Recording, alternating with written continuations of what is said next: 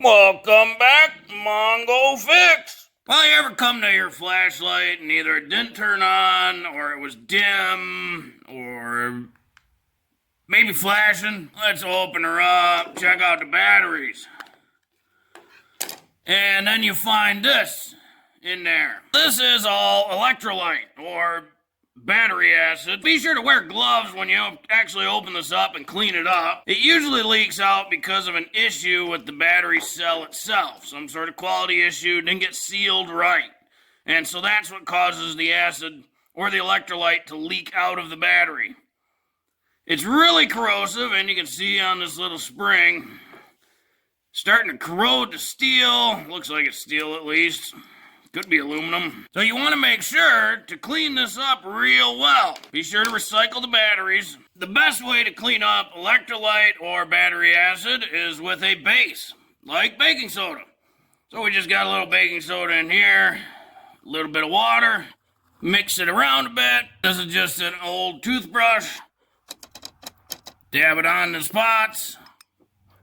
And again, the baking soda will neutralize the battery acid.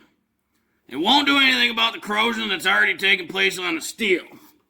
So if it's not too bad, you may be able to just put batteries in there. But if it's real corroded, we'll have to clean that up too. Give it a little rub and a shake. And the acid buildup is gone now.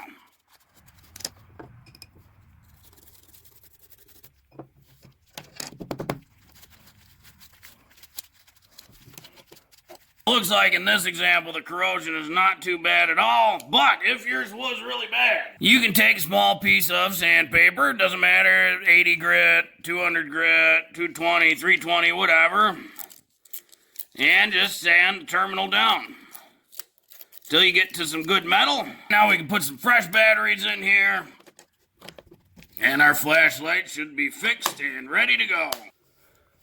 Oh yeah, that's much brighter.